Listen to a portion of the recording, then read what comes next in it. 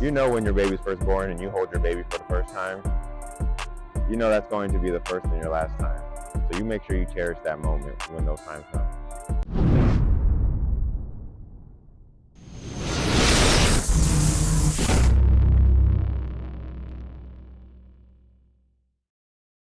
What's good, YouTube?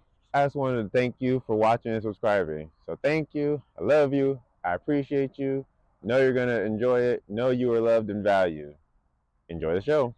Nobody likes their time wasted.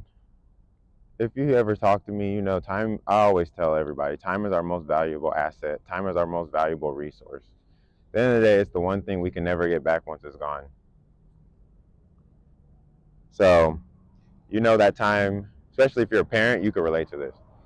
You know when your baby's first born and you hold your baby for the first time, you know that's going to be the first and your last time. So you make sure you cherish that moment when those times come. Anytime you teach your child something new, whether it's they're learning their first word, they're learning how to walk, they're getting potty trained, anything like that, you know those times are precious, but those times are very limited. You've been that parent where you've been in a place where you've missed out on things. Whether it was something that was in your control or not, there was things that you missed out on. And you know how much that truly bothered you. But at the end of the day, that was on you too. You built the life that you had that took you away from that area that you wanted to truly be in. If you wanted to be that parent that was there for every step of the way, you would have created that world before your child came here. You would have made sure while that child was here, you're doing everything possible to make sure that you were there for those milestones. Now, it's not to say you can be there for every single milestone because that's a little bit unrealistic.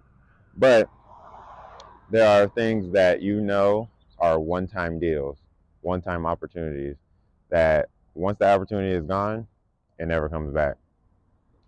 So time is always the most valuable thing. For everybody. A lot of people don't realize that. A lot of people think it's time. I wouldn't say time. People think that honestly, a lot of people think the most valuable thing is money. And once you actually get money, and get money in a way that's comforting for you, you realize it's nothing. You hear celebrities, musicians, actors, anything like that, they talk about it all the time. And then there's people like us who are way lower that are like, man, if I had a cool meal, if I had a few $1 million, if I had $1 billion, I would do this, this, and this. I would do X, Y, and Z. Yeah, of course you would. And then you end up right where you're at right now. Why would you do that? No, you have the opportunity to grow and to elevate and put yourself in a different position. But going back to what I was saying about the celebrities,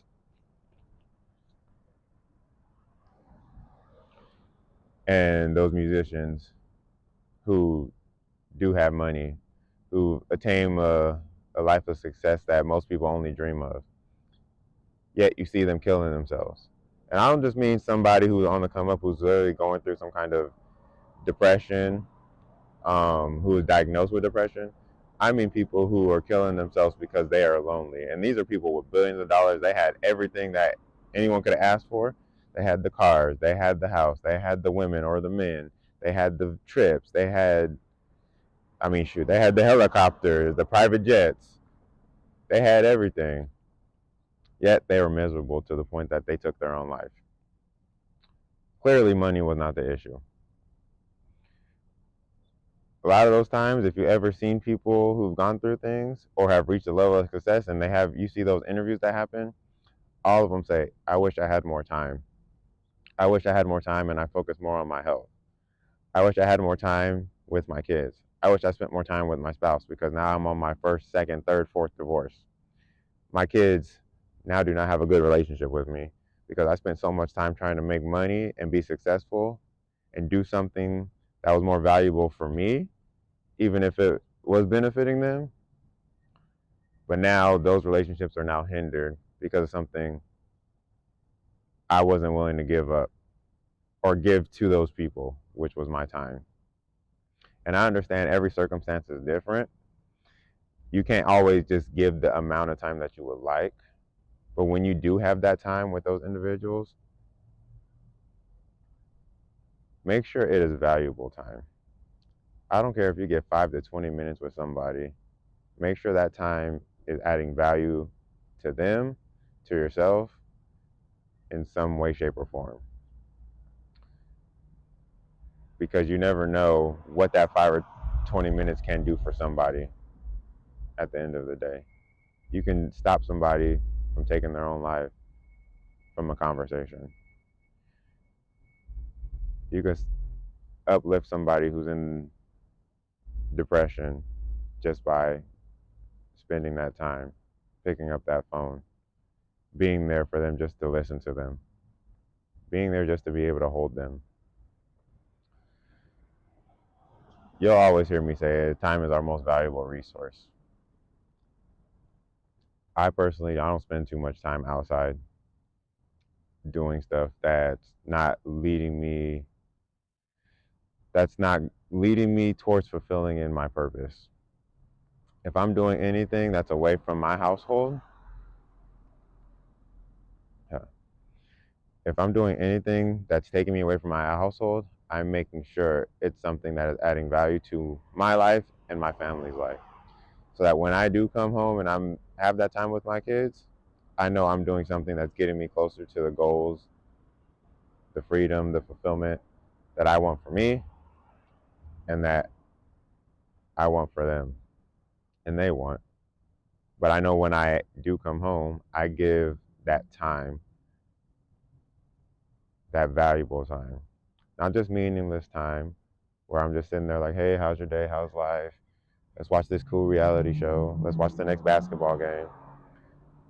Getting to the point where you have those conversations that are flowing, not where you just get to the point where you just have a conversation like, hey, bills are paid. How much are bills this month? We have another family party to go to. We have another trip to plan to go on. Anybody can have those solutions based relationships. At the end of the day, that's like going to a job. You clock in, you clock out. You know when you come to work, you know what you need to do in order to fulfill the need for the day, and you clock out and you go home. But getting to the point where you can build those relationships where you're just there, you're open, it's unconditional, it's accepting, you're able to listen to the other party, and you're also in a position to be listened to, not just heard, meaning that you're standing there having a conversation or a disagreement with somebody, and you already have the answer in the back of your head as they're talking. You're like, oh, I'm coming. I got this. I know what I'm about to throw at them next. No, that does not help the situation because that shows that you're not actually listening. That shows you're getting ready to beat somebody down, and that makes you feel good. And that's sad. That's sad that you feel you have to bring people down in order to make yourself feel up. That's a sign that something's wrong. If you have to make other people hurt, if you have to make other people feel bad, you have to bring other people down so that you can feel uplifted, so that you can feel good, so you can feel powerful over people, that should be a sign for you to know that something's wrong. That's a sign of dysfunction. That's a sign of hurt. It's a potential sign of depression. Just listen to that. Why would you want to actually intentionally hurt people?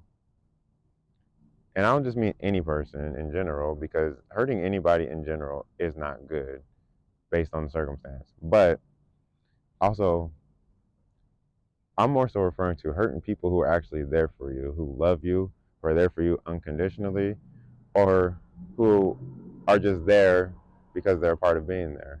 Because that can be your kids, that can be your parents, that can be your spouse. Those are people that are there that brought you into this world or you brought into this world. And you are now hurting those people because you need to feel powerful. You need to feel in control. That's sad. That's something that you need to work on. That's something that you need to fix. That is nobody else's responsibility but your own. Because if you're out there really trying to hurt people, I can see why you're depressed. I can see why you're hurting. I can see why your life is difficult. Because as you're going through something, you're trying to make other people go through stuff as well. You're trying to make people stop what they're doing in order to cater to your needs, knowing that you created the environment, the life, the circumstances, the situations that you're currently dealing with on your own. And I don't mean fully on your own, like you were the only person, but since this is you and this is your life and these are your circumstances and you're intentionally trying to bring people down and hurt people just so you can feel good or that you can get sympathy or you can get what you want out of people, that's sad. That's using people. That's something that can't be healed from on the other side because that's when you'll start being isolated. That's when you'll start actually being alone because people will start to see it and see that every time they spend time with you, you're negative. There's like a dark cloud over you all the time. And so when there's a dark cloud over you, you now put it over other people. And nobody wants to be under a dark cloud all the time. Shoot, most people don't want to be under a dark cloud in general. Because being under a dark cloud for too long of a time is not fun. You should never be in the dark for a long period of time. So if you notice that, and that's something you thrive off of, is hurting other people intentionally, hurting other people so that you can feel good, that is a character trait. That is something that you are dealing with. That is nobody else's fault. That is nobody else's responsibility to change but your own. That dark cloud, it does suck. It is painful. It hurts. But don't put it on other people. Don't put it over other people. Don't try and break down other people so that you can feel good. Because that's fleeting. You notice you do it and it's only short term. It makes you feel good for a moment, for a day, for a week. But you notice those same feelings always seem to come back. And then you do it again and it makes you feel good. And then you do it again. And the cycle never seems to end. And so your emotions are up and down and up and down and up and down. And you wonder why. It's because you're playing into them. But that's what you're used to. You're used to dysfunction. You're used to arguing. You're used to hurting other people. You're used to being hurt. That's the definition of dysfunction. If you want to live a dysfunctional life, know that it's a lonely road. Or actually, it might not be, because there's also a lot of people who live in dysfunction. A lot of people, we've all grown up with some kind of dysfunction to a degree. It is normal. If you think about it, I know for me, when I was dating people, or if I've met people, I was that, I guess, what they call it, a simp now. I was that person who sent text messages. I would talk to them on the phone. I would buy flowers and do all that stuff. And I was always left for the person that was mean, that would belittle them, that make them feel less than, because that's what they were used to. I thought it was that something was wrong with me. I learned it wasn't. I learned there was something wrong with not even them. I learned there was something wrong with their environment. I learned there was something wrong with how they were brought up. And so it took me a long time to realize that. And I put that responsibility on myself. I would then self harm, I would self blame. Everything was my responsibility, but in a negative way. And I had to understand, taking a step out, that it wasn't truly me. Not that I was perfect or I didn't play a role in anything, but knowing that I was the type of person that was unconditionally loving, accepting of others, willing to sympathize and empathize with other people and be with them along their journey. And I was called weak. I wasn't protective. I wasn't strong. I wasn't capable of being a man to a degree. I wasn't tough enough. Not because I didn't have it or I wasn't a fighter.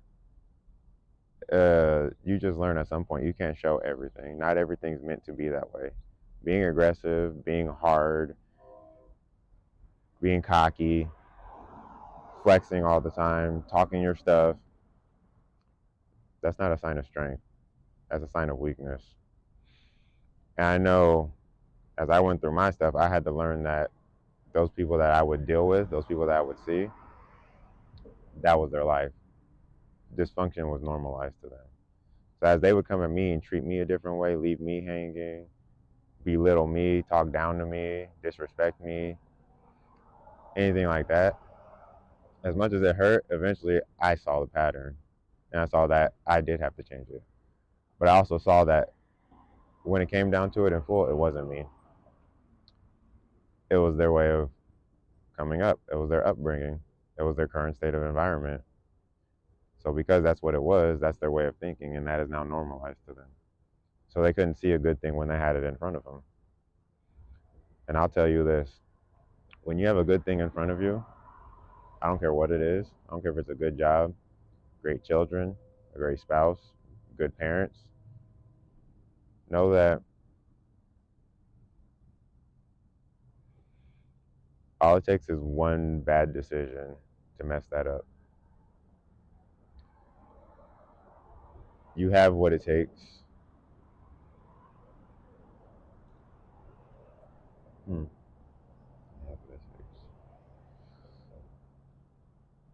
You have something great in front of you. You have something amazing.